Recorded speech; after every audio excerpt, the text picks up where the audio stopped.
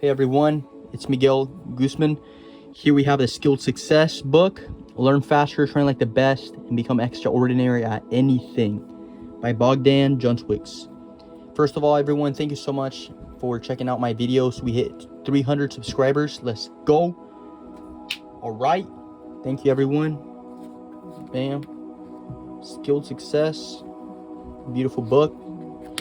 We're on chapter 2, so let's go. This one's gonna be a good one. Okay, everyone, there you go. Chapter 2, the skill triangle, deconstructing greatness. Learning is not attained by chance. It must be sought for with ardor and attended to do with diligence. Damn, learning is not attained by chance. It must be sought for with ardor and attended to with diligence. Beautiful.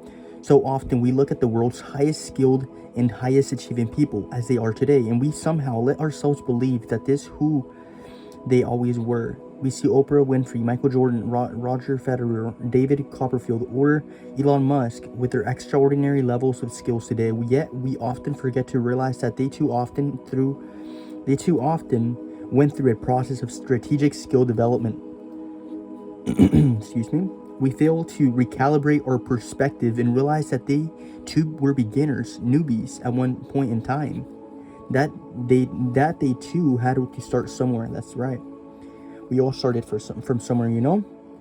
And they didn't start at the peak of the mountain. No, just like everybody else, they started at the bottom with low levels of skill, success, or impact.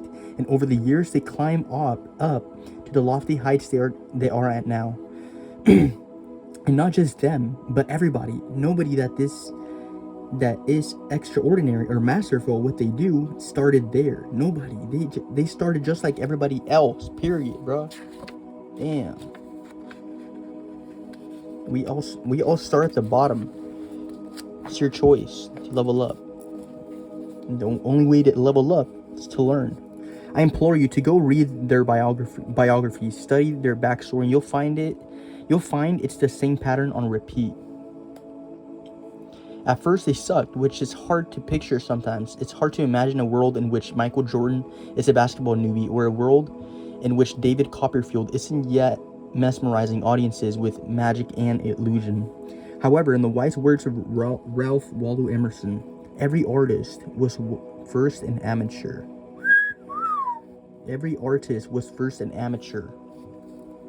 And that's where their skill development journey, just like everybody else's, began at the bottom. It's because skill doesn't discriminate. Skill doesn't care how rich your parents are, how famous your granddad is, or even how much you dream about. It doesn't respond to good vibes, but rather to hard work and strategic skill development. It doesn't care how much money you have or how good looking you are. More money may buy you better equipment or hire you a better coach, but it doesn't buy your skills. It takes purposeful and intentional training. Nobody starts off extraordinarily skilled at what they do. It's a process which asks the question, how does somebody go from a complete newbie as something to an amateur, to a pro, to a master, to world class at the same skill that they once sucked at? Well, here you go. The answer is that extraordinary levels of skill are simply the result of an accumulation of distinctions. It's simply the result of an accumulation of distinctions. Like that shit. It's my highlighter, though.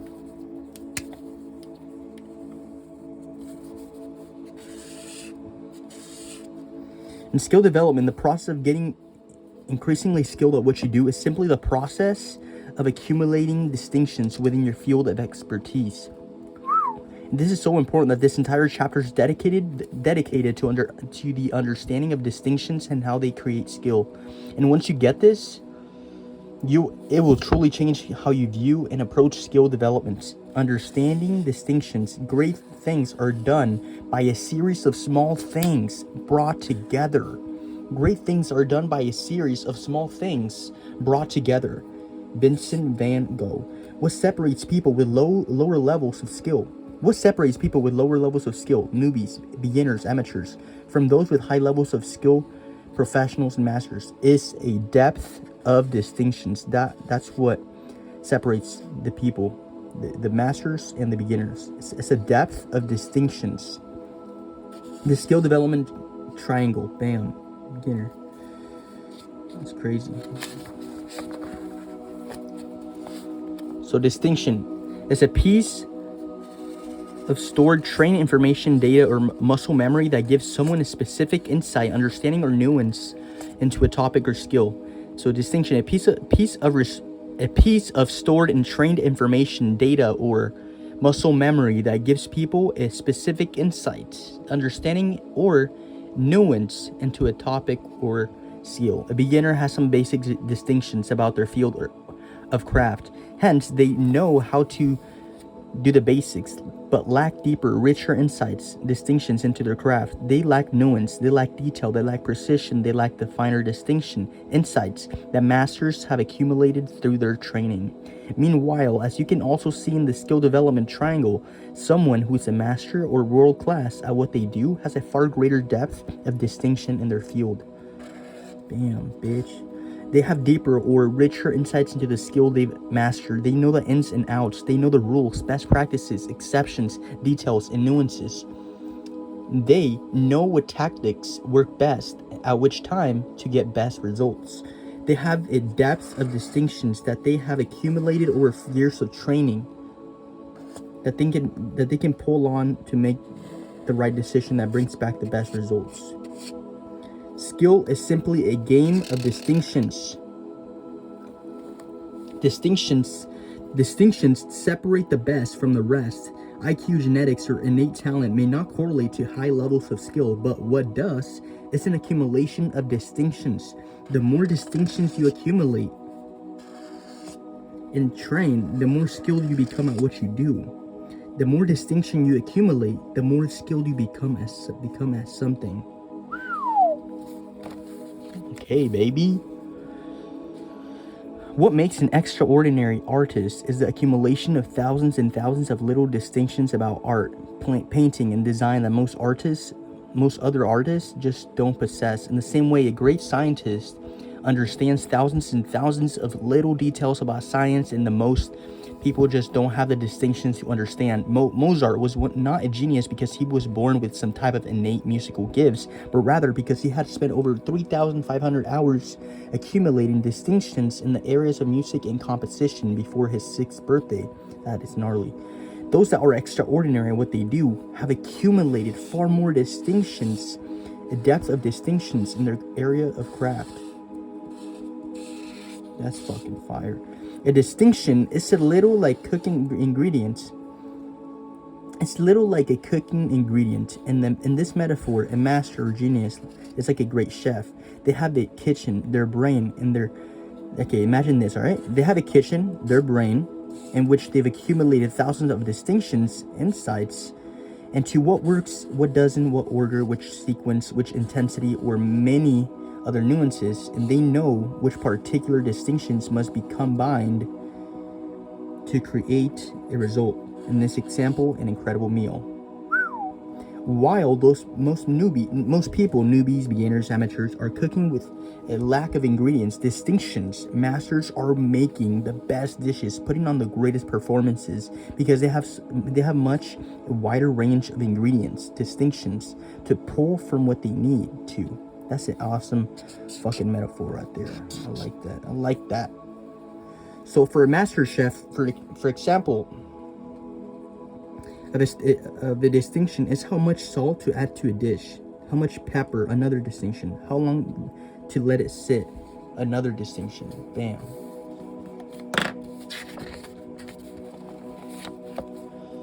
Bam. For a designer, a distinction is knowing which background and image will best show off the brand. A set of distinctions. Which font will work best, another set of distinctions, or how transparency it should be, another distinction. In the sports of tennis, a distinction is knowing how to hold the racket correctly, a set of distinctions. When to use a forehand swing, a distinction. When to use a backhand, another distinction, or how much power is too much in a serve, another distinction. I'm sure you guys get the drill. Think of distinctions as images on a camera, right? A beginner has a blank camera with no images on it. They have zero insight or understanding, no accumulated distinctions within the topic or skill. Meanwhile, a master has thousands and thousands of images they've taken and stored on the camera, distinctions and insights and stored in the main, that their brain can refer back to at any time to make a better, more effective decision. That's crazy. Meanwhile, a master has thousands and thousands of images they've taken and stored on the camera, distinctions and insights stored in the main, that their brain can refer back to any time to make a better, more effective decision. I like that shit. Expanded awareness. The key to growth is the introduction of higher dimensions of consciousness into our awareness. The key to growth is the introduction of higher dimensions of consciousness into our awareness. Beautiful. If you've ever seen someone extraordinary, what they do, demonstrate their skill, whatever it is, you'll know almost everything they do in your mind leaves you thinking, how did they do that? How did they know? How is that even possible? It leaves you amazed, yet confused and curious. How did that basketball player know the ball would bounce off the hoop exactly like that? How did that masterful photographer know that it's this exact angle that will lead to the best camera shot? How did they know that adding oregano to the dish was going to make the dish better? How did they know that the paintbrush was going to give them a better show?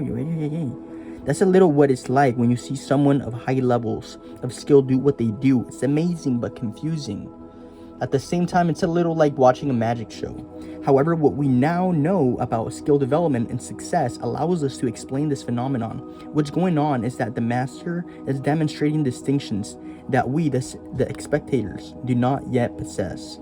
It's a little like you downloading a file onto your computer, but not having the right software to open that file. Your mind is downloading it by visually processing what you're seeing the master do, but it can't understand how it's possible because it lacks the software stored distinctions to understand it, leaving you confused but curious. Meanwhile, if a fellow magician would watch that same magic show, the response would be very different.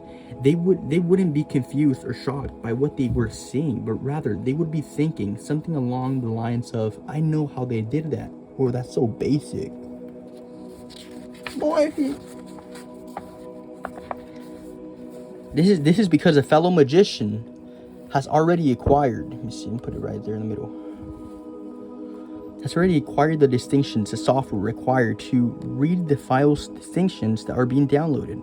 They've already put in the learning before to accumulate those same distinctions. Hence, they can possess that information, understand how the magician is doing that. While others who haven't learned magic accumulated distinctions in the skill of magic and illusion, don't have the distinctions to understand that the magician is doing, causing that feeling of confusion, wonder, and amazement. It's almost like me talking in a new language to someone. Their brain wouldn't have the distinctions, insights into this new language to interpret what I would be saying. However, as soon as they accumulate distinctions in this new language, understanding what I'm saying would be easy because you have the distinctions to interpret it. However, as soon as they accumulate distinctions in this new language, understanding what I'm saying would be easy because you have the distinction to interpret it. To interpret it. Every distinction you accumulate gives you an expanded awareness of your craft and a higher level of skill within it. But that's not it. This new higher level of skill then gives you new higher levels of decision-making potential. And more skill leads to better decisions. Bam. That's fucking fire. A good decision is based on knowledge and not on numbers. Good decisions based on knowledge and not on numbers. Beast. As you become better at what...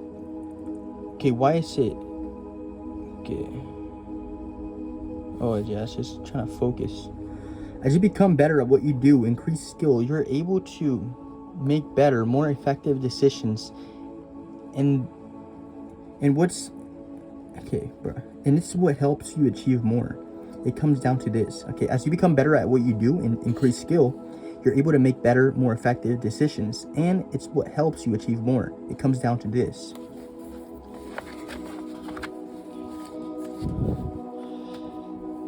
Skill is simply the ability to make and execute on the best, more effective decisions. The more skilled somebody is, the more effective their decision making within that area of craft is. A master tennis player. Okay, let's repeat that again. Skill is simply the ability to make and execute on the best, most effective decisions. Sorry, I'm like looking at the camera while I'm doing that. So skill is simply the ability to make and execute on the best, most effective decisions. The more skilled somebody is, the more effective their decision making within that area of craft is. The masterful tennis player is able to make and execute on far better decisions during a tennis match than a newbie. Why? It's because when you become more skilled, you now have accumulated more distinctions. That's right, more distinctions which your brain uses as data and information to base your decision on. Like that shit, which your brain uses as data and information to base your decision on. And when you have more data and information to base your decision on, you'll make better, more effective decisions. It masters leveraging thousands and thousands of distinctions accumulated through year and years of experiences, learning and training to make decisions, while a newbie is making decisions based on just a few pieces of information it has available. And that's what makes a difference. Hence, with very rare exception, someone with higher levels of skill will consistently make better, more effective decisions within that area of craft. That's someone of a lower level of skill. It's almost like watching two detectives both attempting to solve a mystery. The first detective only has a few pieces of data evidence to base his or her decisions on. Meanwhile, the second detective has hundreds, even thousands of pieces of data, information, and insight evidence in this case to base his or her decisions on. Who do you think is going to make more informed, more strategic, more effective decisions in this mystery? That is the freaking detective number 2. Of course, it's going to be the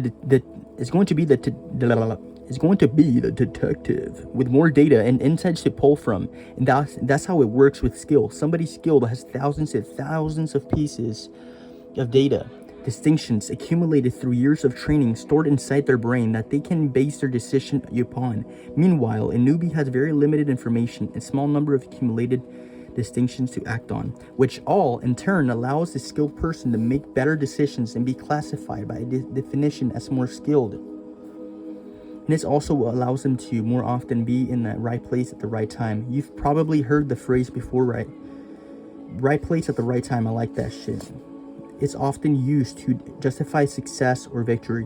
Whether it's a sports player in the right place at the right time to get that game-winning point, a business leader in the right place at the right time, seizing the opportunity for an emerging industry, or a team of skilled reporters who seem to always be a few steps ahead in providing the latest news headlines. The justification seems to be the same. I was just in the right place at the right time. Now, if that happened just a few times, we could put it off to luck, good fortune, but it doesn't. So often that it's the same people who always seem to be in that magical right place at the right time, which begs the questions. Why do the same sport players and athletes always seem to be in that right place at the right time? Why do top business leaders seem to always be in the right place at the right time when the new business opportunities and industries emerge? Because they have more fucking distinctions. Why do top investors always seem to be ahead to the market? Like they're always a few steps ahead and constantly in the right place in the right time to accumulate the greatest wealth. It's because, once again, those with high levels of skill have more distinctions that they've accumulated, which in turn allows them to judge situations more accurately. It's like the top-rated sports about someone whose job is to find up-and-coming talent. They can see potential more clearly than others. They have more data, distinctions to judge a situation or circumstance with greater accuracy. While other people may not see that player for who they are today, current skill level, a top-rated scout can see more potential more clearly because, once again, they've got more distinctions that allow them to assess a player's future with more accuracy. But it's only possible for the top-rated scout to do that because he spent years and often decades consistently watching and observing player, learning, accumulating distinctions within his area of expertise. Accumulating distinctions. Damn. In the same way, top investors that always seem to make the right investment decisions are able to do that because they've developed a much larger, a much greater depth of distinctions about investing, consumer trends, and reading the market than the average investor. Higher levels lets you see the full puzzle, while others are only seeing part of it, which leads to the correlation between skill and success that we've been diving deeply into this book. Accumulating distinctions, baby. I like that. Look, those with high levels of skill have more distinctions that they've accumulated, which in turn allows them to judge situations more accurately. The power of nuance.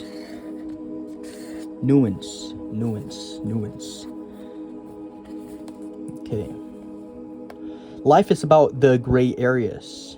Things are seldom black and white, even when we wish they were and think they think they should be. And I like exploring this nuanced terrain. With greater skill comes greater nuance, and with greater nuance comes even greater decision making and skill. Because you can do all the right things, but if you do them with the wrong timing or in the wrong order or with the wrong intensity, you won't get the result you want. Beautiful. Doing the right things is only the first step. What comes beyond that is what we call nuance. Nuance are still distinctions, but they are the smaller, finer distinctions that really separate the good from the great. The details, inches, and small elements that make all the difference and move you up that mastery level. Nuance. But you don't start there. You start with the basics, and you start by learning the rules, the guiding principles, and the best practices. Only later, then you move into higher levels of skill. When you move into the incremental growth, it's when you start focusing on the nuances. See, when you move into the incremental growth, is when you start focusing on the nuances. If you're learning chess, you start by learning all the rules as well as the guiding principles that create victory in chess. However, as you learn more, you begin to realize that the rules and guiding principles you learned previously begin to get challenged.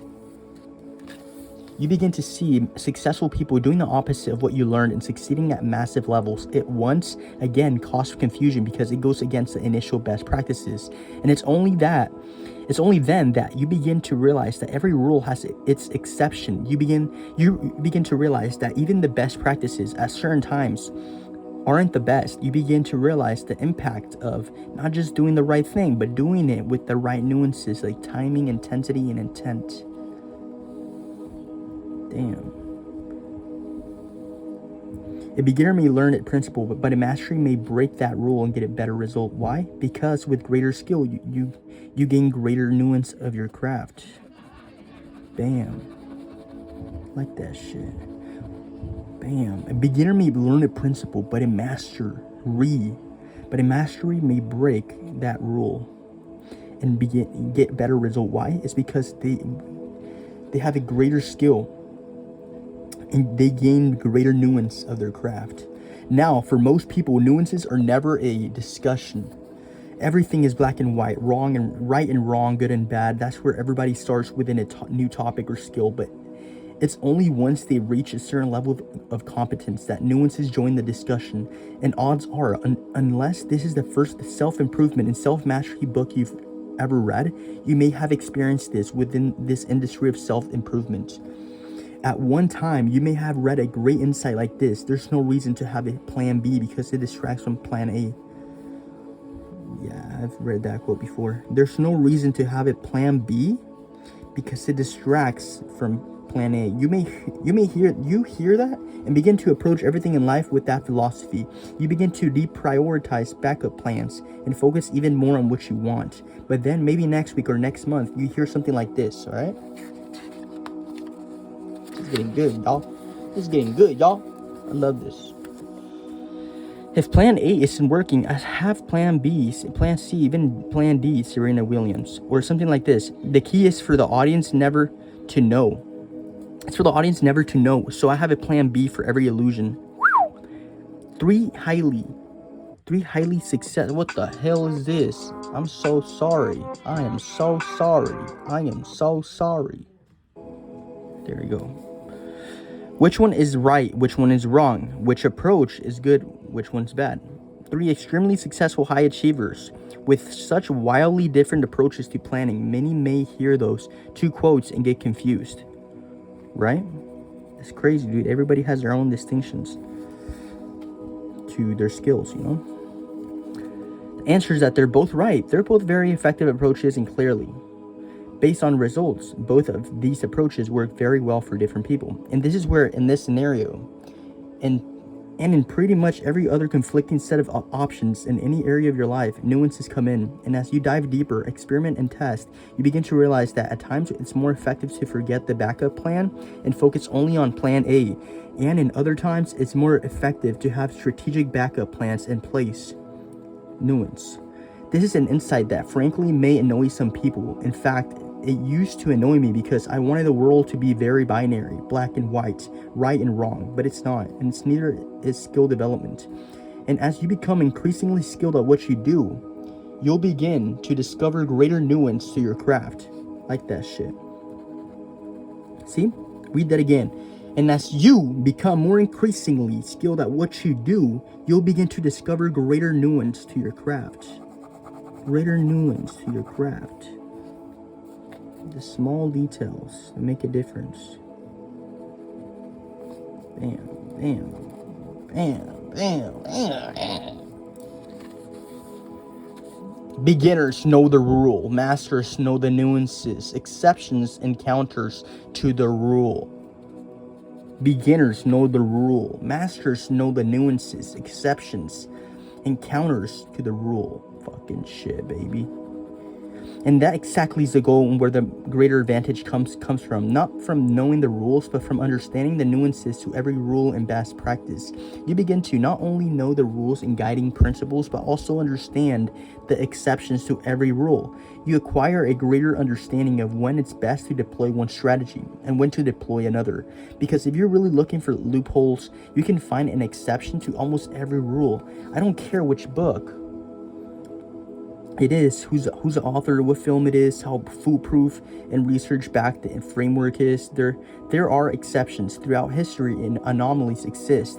And as you read some of the information in this book, or any other one for that matter, you may sometimes think, hey, but certain people, anomalies, don't follow all of these rules, principles, and best practices for achievement. To which, whenever anybody says that to me, my response is simply, exactly, that's the point. It's also why I implore people to stop looking for the secret to success and instead look for the correlations. Damn, bro. Look for the correlations. The similarities. Let's read it again. Hey, but certain people, anomalies, don't follow all these rules, principles, and best practices for achievement. Because there's no one secret to success. There's none. Never has, never will be. There are too many variables, but when we can always identify what best correlates, links to success.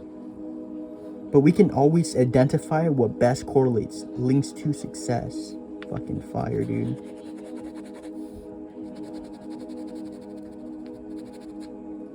There's no secret to success, okay? But we can always identify what best correlates, links to success. Bam! So what the fuck is it that you know that correlates to your success? Once you know the rules of the game, your goal is to push them, challenge them, and stretch them. Sometimes even to break them and see what happens in search of effectiveness. Fucking shit. Once you know the rules of the game, your goal is to push them, challenge them, and stretch them. Sometimes even to break them and see what happens in search of effectiveness.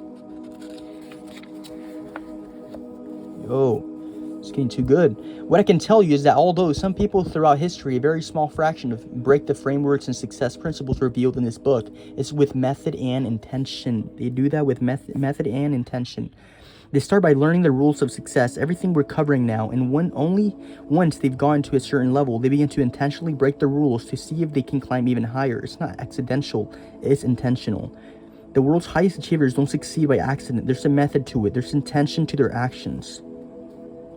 Yeah, dude. I was recently studying storytelling, the art of telling stories in an engaging and captivating way, and I was going through a great storytelling program by a brilliant guy by the name of Michael Hage. Michael works with top Hollywood movie producers, screenwriters, and actors to improve their storytelling. As I was going through the program, I remember Michael saying that he often gets asked the same question. This movie, this TV show, or this story doesn't follow the storytelling structure you're sharing. How come? He went on to explain about how he personally works with many of the best Hollywood producers and that they know all of the rules. They know that the best practices, and it's only because they know them that they can then go on to break them to see if they can get even better results. And the same happens with the learning, skill acquisition, and success rules, frameworks, and principles inside this book. All right, guys, I'll see you on the next one. Thank you so much.